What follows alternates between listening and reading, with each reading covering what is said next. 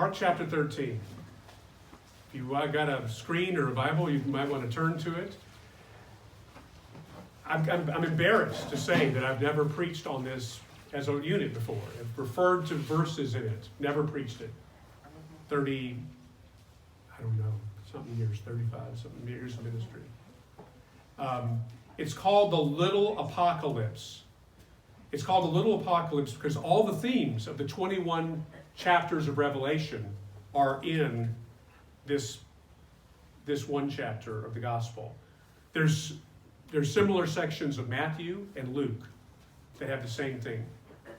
And the terms that you're going to hear, as Connor reads in a moment, some of them are going to come from the apocalyptic, the revelatory books of the Old Testament, particularly the book of Daniel. You're going to hear that Jesus absolutely shocked his disciples. They simply make a statement about how incredibly magnificent the Jewish temple that Herod rebuilt, Solomon's temple and rebuilt, which was considered one of the 7 wonders of the world, that it would soon not exist at all. Imagine their shock that the world as they knew it was about to come to a complete end. But we're also going to see that while revealing the end of their world, he's going to talk about the end of all this world and finishing the work to which his Father sent him to do. So Connor, come up and read us the first part of this.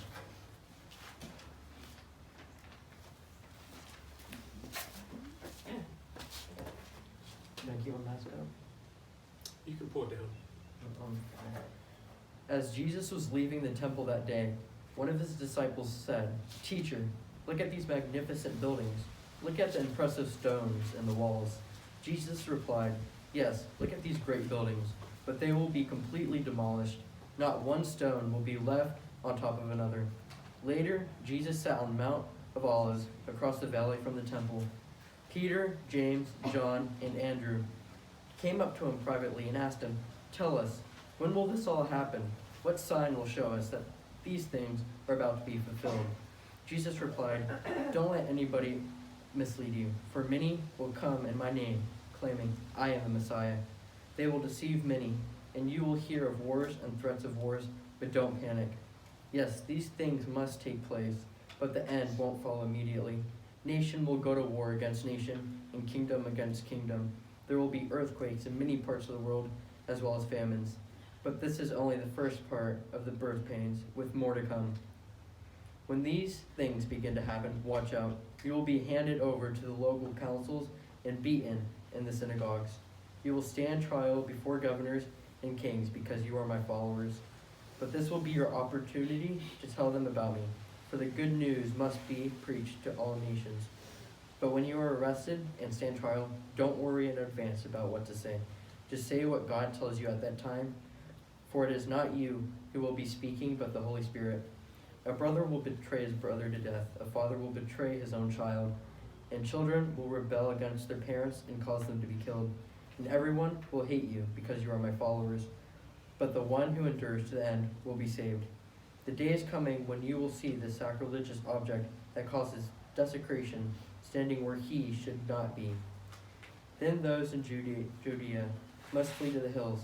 A person out on the deck of a roof must not go down into the house to pack. A person out in the field must not return even to get a coat. How terrible it will be for pregnant women and for nursing mothers in those days. And pray that your flight will not be in winter.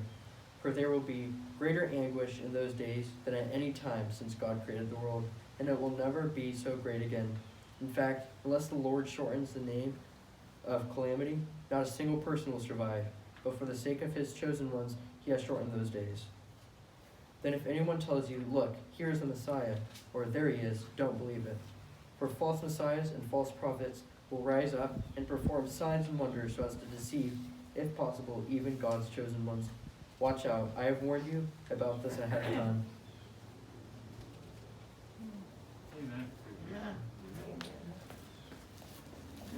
Now, you've heard a lot of those phrases whenever you've heard end times preaching. Usually end time preaching And when I've talked about these concepts that are in Mark chapter 13 or Matthew 24, it's been to grab a verse here, grab a verse there, talk about the book of Daniel, talk about book of Revelation, 1 Thessalonians 4. It's probably going to shock you to hear me say this, but all the things that Connor just read have already taken place. Now, it doesn't mean we can't apply the truth of them, but they have already taken place. Now, there's some verses that I'm going to read in a few minutes that have not taken place. But a lot of, I'm just declaring it right here on this back porch, a lot of the end times preaching in books are, I believe, in error. Because they basically take passages of things that have already taken place and they say this applies to the future, our future, more than 2,000 years later. So I'm going to rattle off what happened. And I know it was chilly's here, I want to be brief about it, but I just want you to really let this soak in. This is what happened 36 years later. Now remember, Jesus is saying this just before he's crucified. Scholars believe that was April of the year 30 AD. I mean, there's debate, but April 30 AD is what the consensus tends to be. 36 years later, what the Roman rulers and the religious establishment, the Jewish establishment, feared would happen if they let Jesus live, an insurrection, that happened 36 years later. Remember, Jesus was killed because the authorities, religious and civil, the Roman conquerors, the Jews who were accommodating to them, said, we've got to get rid of this man because he might start an insurrection. He's claiming to be Messiah. 36 years later, the worst nightmare happened. It was 66 AD. And the Jewish resentment against the Roman occupation, it boiled over. It started in Caesarea on the coast. And it spread to all over Palestine.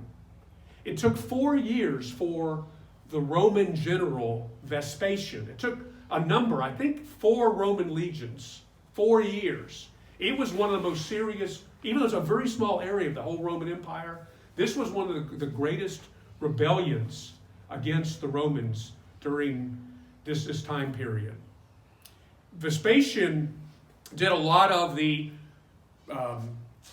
destruction, knocking down walls, slaying the local population, selling people off into slavery. And while he was doing this, he got chosen to be the emperor. He went back to Rome, became the Roman emperor because he was doing such a great job. And his son Titus finished the job.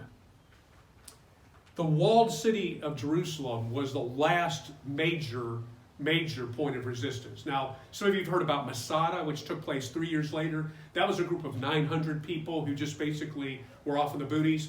But the city of Jerusalem had tens of thousands of people in it. It was a walled city, and it took 7 months of siege for the Roman army to take it. It was so well defended by such courageous Jewish zealots as fighters that they had to dig a trench all around the wall, take the dirt from the trench, build up, kind of like what's behind us right here, build up a swale that became the height of the wall so they could fire arrows and projectiles into the city. And whenever people tried to escape, they were surrounded by the Roman army, they were crucified on the ramparts around the city. There were hundreds crucified in one day, according to the historians. There was famine inside the city, a shortage of water, of course. The population, according to Josephus, who was a Jewish general who then switched sides, and because he saw the inevitable, and he wrote the detailed history of this, the people inside reverted to cannibalism, eating the bodies of the dead. It became so awful. It was like Paris during the French Revolution. You had factions fighting for control within the Jewish group inside of there. Lots of executions of people even inside the walls. It was absolutely horrible. When the Romans finally broke through, the Jewish men fought hand-to-hand combat, like the Alamo kind of combat, in the walls of the temple, inside the temple, and defending the Holy of Holies. And we know the date, August 14th, 70 AD. The temple was raided. Its treasures, including the golden menorah and the table of the bread of God's presence, previously seen only by the high priest, would later be paraded in the streets of Rome when Titus came in with 700 prisoners chained, many of them executed, before the emperor of Rome, the father, Vespasian. And Len and I have seen it. I know Palumbo's, you've been to Rome. You kind of have to walk right there to Titus's arch. And there's a big arch built. It's kind of like the one arch in Paris. It commemorates Titus's victory. And when you look at it, you can see carved into the stone in Rome, the Jews being carried off in captivity, the menorahs. Now, this is exactly what Jesus predicted. I just want to give you some of the phrases Connor just read. When you hear wars and rumors of wars, nation rise up against nation. You will be handed over to councils. You'll be flogged in the synagogues. Jesus' followers, of course, were kind of stuck in the middle. They were Jewish, but they were believers that Jesus, the non-violent one, was the Messiah. They would not take up arms against Rome, and so they were considered to be traitors. They were caught right in the middle of this. The fact that they were following Jesus made it worse for them in many ways. And that's why he's warning them, you see.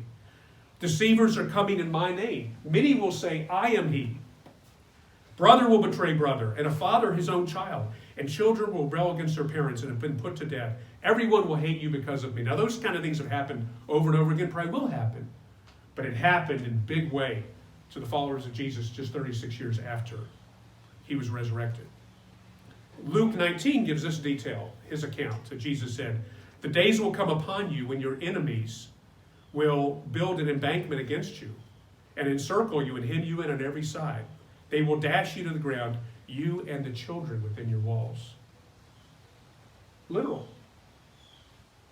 And then the very strange phrase, in my translation, they would see the abomination that causes desolation. Anybody know what that term means? Abomination that causes desolation? It's from the book of Daniel. Chuck probably does, but he probably didn't want me to call on him, so I'll just say it. Daniel predicted a thing called abomination that causes desolation. And you read more of the details in the book of Daniel. He was predicting something that happened before this time period. It happened to the Jews in 168 BC. It's the time period the Jews celebrate called Hanukkah. There was a Syrian overlord before the Romans, and he got so against the Jews, he punished men who circumcised their children with death. And he took a pig and he sacrificed it and worshipped a pagan deity right in the Holy of Holies. That happened about 200 years earlier. And Daniel was predicting that. Jesus is saying, it's going to happen again. And it did. Because as soon as Romans got there, they put up a pagan image and they worshipped and they made fun of the Jews and said, your Holy of Holies is now a place where we sacrifice a pig to our God. Jesus said it's going to happen. Jesus then said, you heard this. Those in Judea should flee to the mountains. Don't even pause to get a cloak. It'll be so dreadful for mothers. It'll be unequal distress. And just as Jesus predicted, when the disciples first said, look at these wonderful buildings. Not one stone of the temple walls will be left on another. Every stone will be thrown down. I've had the privilege of being 3 times at the Wailing Wall. When I first saw the Wailing Wall, and you've seen it in Jerusalem, Jesus said every stone will be thrown down. Why is the Wailing Wall there where the Jewish people write their prayers and put it there? It's not a wall of a building. The Wailing Wall is basically on the hill holding an embankment wall to hold the dirt in. All that's on top was completely destroyed. Are we surprised that Mark chapter 13 isn't preached very often? No. Do you all understand? Sandy, you understand why I don't preach this very often? And the really interesting thing is, if you're going in order like we are, and man, it's tough sometimes to go through the book in order, you know. It's really inconvenient. It's like, hey, we're all gathering for the first time. Let's talk happy talk. And there were other There were other scriptures I looked at, but they were all heavy because, of course, this is Jesus about to be put to death. And it's one heavy thing after another that's going on, a lot of conflict that's going on. And as I prayed about it, I thought, this is a text for us today. This is it. This is what we're called to hear. So if this all that Connor read has taken place, it's history, it's literal history. How does it speak to us? How does this prophecy? I'd suggest two ways. First, we know this part, but it really was important for the disciples to hear this part. Jesus coming to earth, his embodiment is God's Son on earth. His teaching, his willingness to sacrifice on the cross, and his resurrection.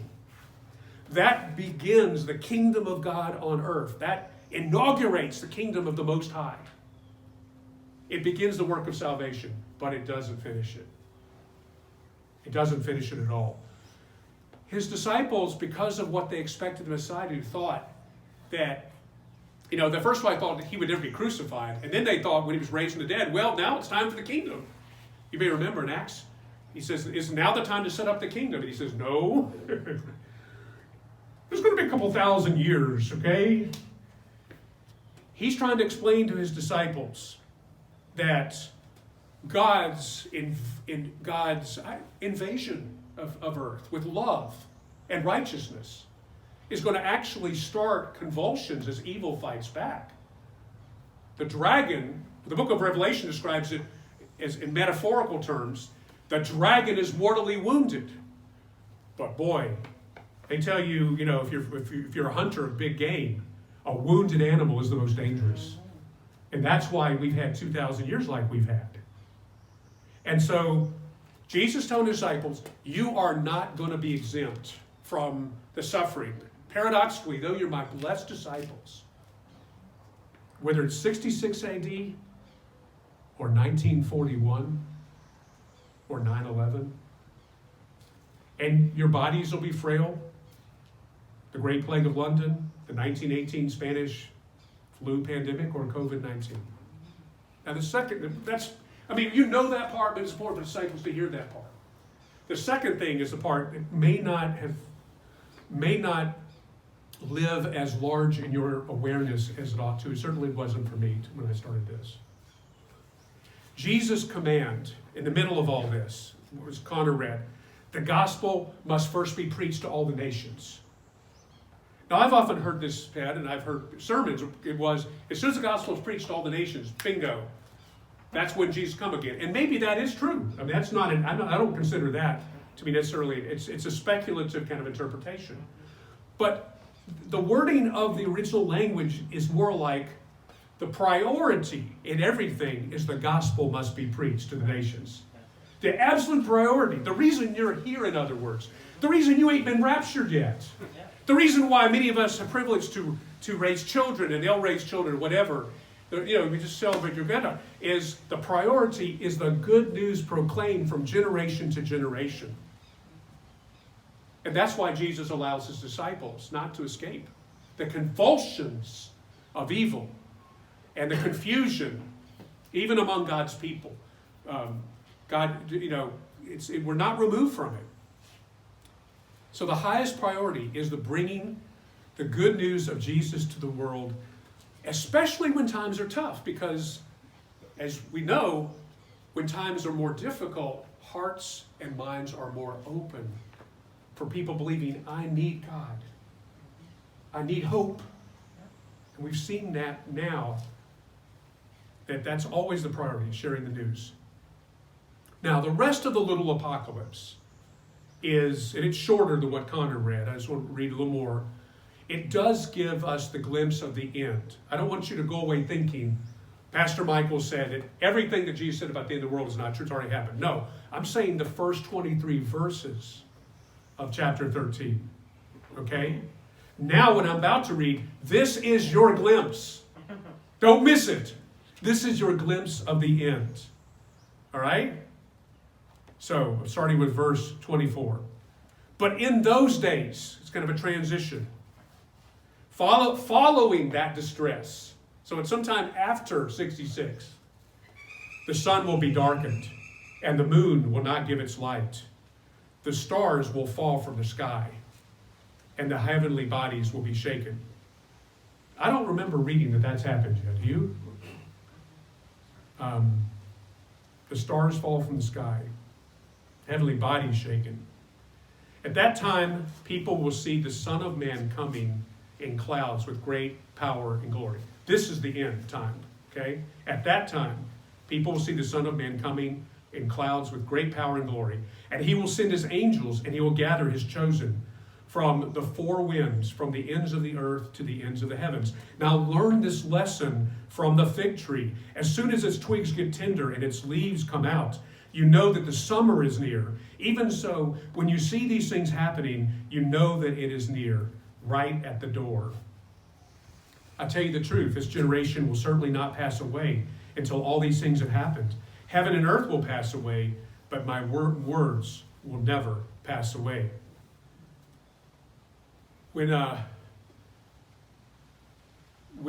the Bible on Tap guys spent 5 months last year, mainly last summer, on my back porch studying the book of Revelation. We went through the whole book of Revelation. I think we skipped a chapter on the bowls. We had so much destruction. I said, do you guys want to do the bowls or just move on to the new creation? They said, let's skip the bowls, pouring out of the wrath. This is the book of Revelation. We did everything else. So we did 20 of the 21 chapters. It took us 5 months. Whoever had the bright idea, let's study the whole book of Revelation, was kind of done by the time we had that. But I kept giving them, I think we learned a lot. It's kind of nice to have a little apocalypse, isn't it? A little reveal. The word apocalypse means revealing in Greek. This is the little revelation. By time, I kept giving them this image, and I think they found it helpful. The recent event, the events in their near future that Jesus was describing, the destruction of Jerusalem, all that horror we just talked about, that's like looking at a mountain vista and seeing the first mountain, the foreground. If you stand at a, North Carolina or Colorado, a place you have a beautiful mountain vista, the first mountain, the one close to you, you can see the details. You can see the trees. You can see the individual trees. You can see if there's a path, people walking on the path. And you got the next mountain, and the next mountain, and the next mountain, and they become a blur, don't they? And there are things happening, maybe people living between those mountains. You just can't see them. You just see them. And then the very far off mountain is just really almost haze, isn't it? Especially North Carolina, Tennessee. I believe that's a great way to understand Jesus' teaching about the future when he's in 30 AD. Is he's telling his disciples, there's this big mountain ahead of you. Big mountain. But there's going to be a lot of other mountains. And then, at some point, the sun's going to rise on the mountain range. The sun's going to rise off in the horizon. And that's my image of the second coming. The sun will rise. But there's a lot that happens. There's a lot of valleys, and there's a lot of mountains from the place where the person is standing and who's given the prophecy and looking forward as Jesus is doing that. So the prophets like Isaiah, Joel, and others, they talked about the same final judgment that the book of Revelation talks about, that Jesus talked about, when God will send his angels to gather his people. Matthew 24:31 says a loud trumpet call. That's the same language that Paul uses in First Thessalonians chapter 4, the trumpet will sound. So just before Jesus endured the cross and the shame and the suffering, he declared, I will return one day with great power and glory. He didn't say when it was going to happen, but he said that like a budding fig tree, you'll know that summer's here. The end times will be indisputable and irreversible. You will not need to buy somebody's book to know when the end has begun. I promise you that. Stars will fall from the sky. It'll be transformation of the reality. As he said, the generation that's living at that time will not pass away until all the things have happened. For though this world will pass away, my words will not.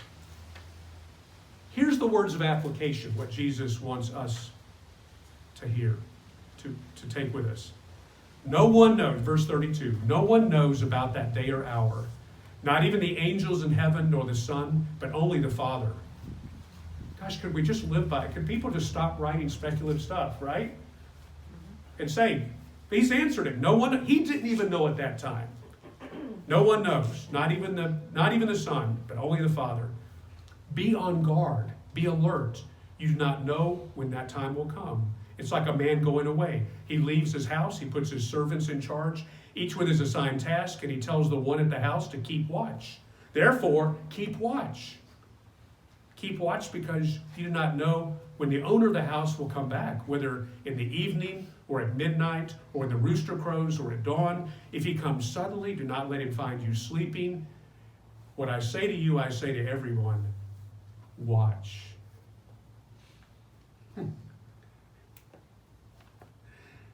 I'll tell you what keep watch doesn't mean, because we're all thinking, what does keep watch mean? This is what it doesn't mean. A bumper sticker I saw one time. It said, Jesus is coming soon. Look busy.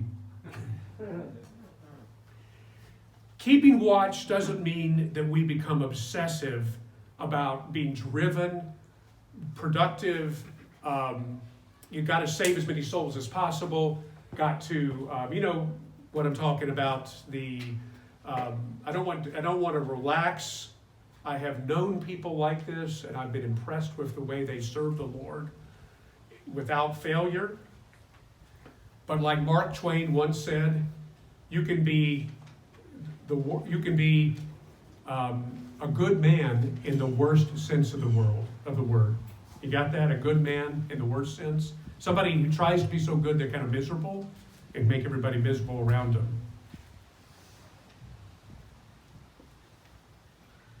Verse 34 has that little parable that kind of explains it.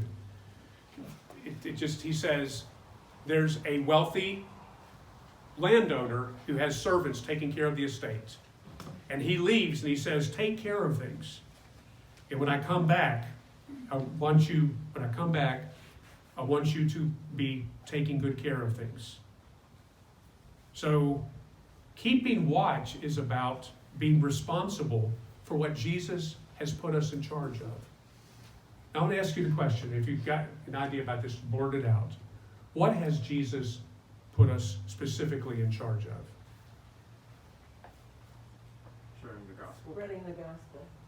Well, you guys are a number one group, sharing the gospel. And by sharing the gospel, we don't mean just like narrowing it down to kind of a traditional view of evangelism. We mean embodying, living in our family life, in our community life, being in deeds as well as words, the good news of Jesus, the grace of Jesus. Here's what he's not put us in charge of. He's not put us in charge of the world. Right. Now, I don't mean by that we have no concerns for the world, but sometimes Christians are like, you know, the whole world's going to heck in a handbasket and we got to do something about it. But he's told us, you know, you're going to have all this stuff go on. He doesn't quite say learn to live with it, but he just says, don't get distracted. You see, I think that Christians being over-concerned about trying to control everything is something we need to watch out for. See, so it's not being in charge of the world, it's not being in charge of our nation. You know, God may raise up people who are believers in Christ, who are leaders in our nation, praise God for that. But it's not the church's responsibility. All the times in history that the church has tried to do that, it's not been keeping watch. Okay? And it's about living in the expectation that we're able to embody the good news of Jesus and to share it. It's about making disciples. Starting with our children. As much as we can't control our children, we only have influence, as we know, particularly those of us who have older children. But we start with trying to make disciples with our children, with those around us, and that is what we are entrusted with. That's why we're here. That is why we're here, is to be the good news people. And Jesus was saying, it's with such bad things you're going to have to go through sometimes. I want you to be the good news people. So keep watch that you don't get distracted and get off track, that you stay the good news people. Because the highest priority is the gospel must be proclaimed among the nations. Close with this little cute story. I think it's a cute story. Colonial New England. Colonial New England, like way back when they used candles and all that. In one of the states in New England, I don't know which one, Massachusetts, Rhode Island, whatever, there was a total eclipse of the sun while the state legislature was meeting. Several of the state legislators panicked and moved that there be an adjournment, thinking that we got to go to church or something since the end of the world might be happening. But one of the legislators protested, "Mr. Speaker, if it is not the end of the world and we should adjourn, we shall appear to be fools. If it is the end of the world, I should choose to be found doing my duty. I move the candles be brought." Our duty is not to slave away religiously, but with joy to embody and share Jesus, teaching and encouraging our children